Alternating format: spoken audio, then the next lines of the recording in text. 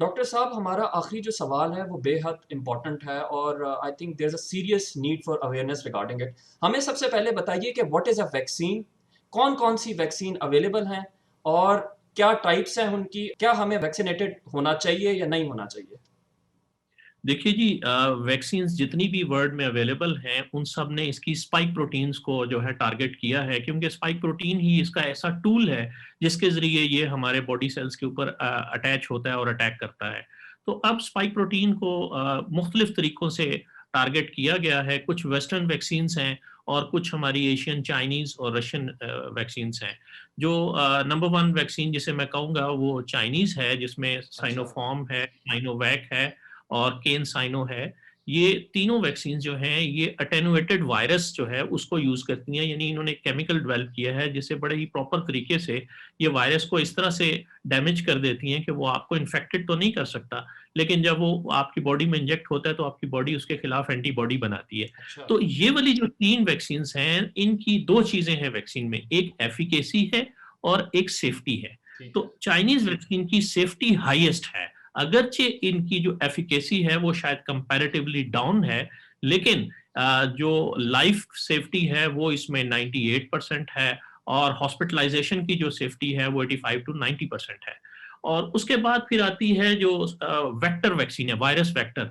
अब ये जो वायरस का जो कोई प्रोटीन का पार्ट है इसकी स्पाइक प्रोटीन का, उसको जिस तरह स्पुतनिक है जो रशियन वैक्सीन है, उन्होंने स्पाइक प्रोटीन जो है उसको उसका एक पार्ट जो है वो लैब में डेवलप करके तो उसके उससे वैक्सीन बनाई है और वो आपकी बॉडी में इंजेक्ट कर दिया जाता है और आपकी बॉडी में जब वो स्पाइक प्रोटीन जाती है तो बॉडी उसको एक फॉरेन एंटीजन के तौर पे लेती है और उसके खिलाफ एंटीबॉडीज बना देती है और आप उसके खिलाफ वैक्सीनेट हो जाते हैं, आपके अंदर कुव्वत मुदाफ़ियत आ जाती है। ठीक है। जबकि इन दोनों से बिल्कुल डिफरेंट जो चाइनीज़ जिस तरह वेस्टर्न वैक्सीन्स हैं उनमें स्पेशली जिस तरह फाइज़र है, इन्होंने जो वैक्सीन बनाई है वो मैसेंजर आरएनए है। ठीक है। मैसेंजर आरएनए एक्चुअली हमारी बॉडी के हर सेल के अंदर डीएनए मौजूद है और जब डीएनए की ट्रांसलेशन होती है तो वो मैसेंजर आरएनए बनता है और वो मैसेंजर आरएनए फिर हमारे सेल्स के राइबोसोम्स में जाके उसके अकॉर्डिंगली जो डीएनए ने इंस्ट्रक्शंस दी होती हैं प्रोटीन बनाता है। तो इन्होंने ये किया है कि वो मैसेंजर आरएनए जिसमें इंस्ट्रक्शंस होती हैं स्पाइक प्रोटीन की उसको डेवलप किया है लैब में।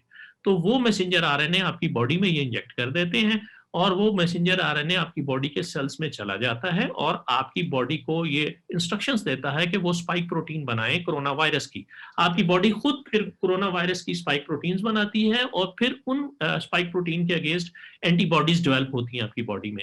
लेकिन इनकी एफिकेसी तो कंपैरेटिवली ज़्यादा है इन मैसेंजर आरएनए वैक्सीन की। लेकिन इनमें एक जो इश्यू है वो सेफ्टी का बहुत ज़्यादा इश्यू है। वो इश्यू ये है कि ये मैसेंजर आरएनए जो आपकी बॉडी में इंजेक्ट कर दिए जाएँगे, ये आपकी बॉडी के किस-किस सेल में जाएँगे, डेफिनिटली ठीक है। हर सेल में चले जाएँगे। और फिर जो इतनी ज़्यादा स्पाइक प्रोटीन बनेगी और कब तक बनती रहेंगी, उनका रोल आपके से हार्ट सेल में क्या है, से ब्रेन सेल में क्या है, तो नोबडी नोज़ दैट। अच्छा और डॉक्टर साहब, इसीलिए आई पर्सनली बिलीव कि सॉरी मैं आपकी बात काट रहा हूँ कि ग्लोबली ये वैक्सीन वाला इश्यू बहुत ज़्यादा पॉलिटिसाइज्ड हो चुका है आई थिंक। जी, एक्चुअली जो मीडिया है वो वेस्ट के कंट्रोल में है, तो west is always against the China and Russia. हालाँकि चाइना और रशिया की जो वैक्सीन्स हैं they are better, they are अच्छा। Proven better. यहाँ तक हो चुका है कि जो वेस्ट में जो अमीर लोग हैं, जो अफ़ोर्ड करते हैं, वो वेस्ट से यूएई आए हैं, दुबई में आए हैं, क्योंकि दुबई ने जब इसको रिसर्च आउट किया, तो they choose the Sinopharm vaccine to be the best और वो उन्होंने अपने कंट्री में अवेलेबल करवाई और लगवाई। तो वेस्टर्न लोग जो हैं वो सफ़र करके यूएई में आते हैं, दुबई में आते हैं, वहाँ क्वारंटाइन होते हैं, वो वैक्सीन लगवाते हैं and then they go back because this is the better vaccine और फॉर्च्यूनेटली हमारे कंट्री में ये फ्रीली अवेलेबल है। I don't know why the people are reluctant and they are not going for this vaccine. Everybody should go for this. Unfortunately वो जो miss information की बात हो रही है ना, वो 8-10,000 लोग में से या 50,000 लोग में जिनमें लोगों का बहुत बुरा एक्सपीरियंस रहा है एंड पीपल हाईलाइट दोज। दवेश साहब, जो जहाँ तक वैक्सीन के रिएक्शन का तल्लक है, अगर आपको से अब जो स्पुतनिक है वो जो जो लगवा के आ रहा है ज़्यादातर केस में उसमें बाजू में दर्द होती है, थोड़ा-सा नाज़िया होता है, फ़ीवर हो जाता है, बॉडी एक्स होती है। But this is an indication that your immune system is strong and that is reacting against it. This is nothing bad और इसमें कुछ बुरी बात नहीं है, कोई सीरियस चीज़ नहीं है। आप सिंपल पैनाडोल वगैरह ले लें and that is enough and it would be for 1 और एट द मोस्ट 2 डेज़। तो we should go for it. तो जो दूसरी वैक्सीन हैं जो वेस्टर्न हैं वो असल में बॉडी में खून जमाना शुरू कर देती हैं। तो वो अगर वेस्टर्न वैक्सीन लेते हैं तो इसमें अब ये एडवाइजेबल है कि आप एंटी क्लॉटिंग जो ड्रग हैं सिंपल लोप्रिन ले लें, एस्प्रिन ले लें, तो वो ले लेनी चाहिए। वैसे भी कोविड के ज़माने में जो है ये लोप्रिन और एंटीकोएगुलेंट ड्रग्स जो हैं वो लेनी चाहिए, स्पेशली हम लोगों को जो अबव 40 है।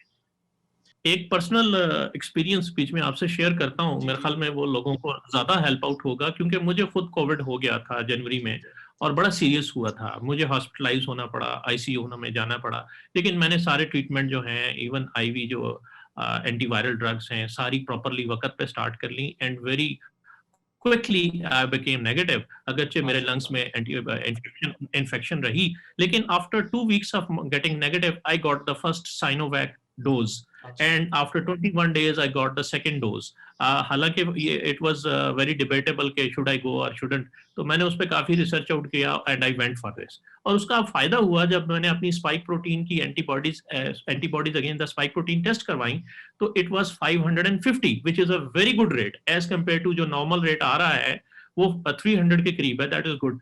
तो मेरी ये किस्म की 3 डोजें लग गई। तो मेरा तो पर्सनल एक्सपीरियंस है, इसलिए मैं आप सबको रिकमेंड करूंगा कि आप एसओपीज का ख्याल रखें और वैक्सीन जरूर लगवाएं जो भी आपको अवेलेबल हो जाती है। Please get it as early as possible.